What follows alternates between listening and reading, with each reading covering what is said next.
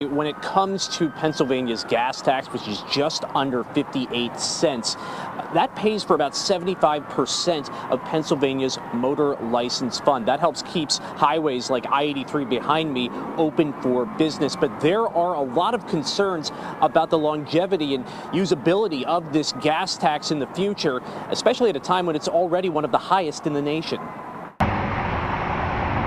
Building and maintaining Pennsylvania's roads and bridges is not cheap, but drivers might not be quite as worried about that when they fill up at the pump. It's too high, but I have to fill out because I live off a monthly income, and it's hard for people that do live off a monthly income. The cost of the gas tax is often passed down to consumers, but how is that money actually spent?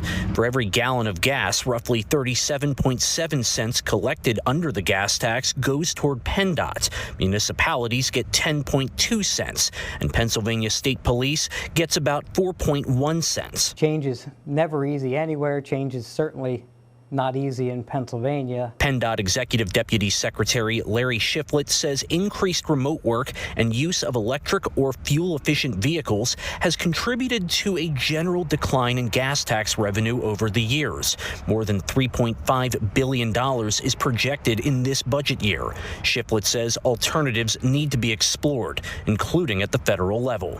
You look at that, and there's been lots of talk about mileage-based user fee or a road user charge. State lawmakers passed an electric vehicle fee to help recoup some lost gas tax revenue, but some believe cutting overall state spending will help address funding gaps for PennDOT. I don't not want to always try to find new taxes, more taxes. I think government has an inherent responsibility to try to find better ways to spend their money more efficiently. Well, the reality is PennDOT says that they have a fairly sizable funding gap for all the projects that they believe need to get done. And this is coming at a time when PennDOT also projects that a lot of bridges around the Commonwealth are going to need to be replaced or severely maintained because they have reached the life expectancy for its usability. In Harrisburg, Tom Lehman, News 8.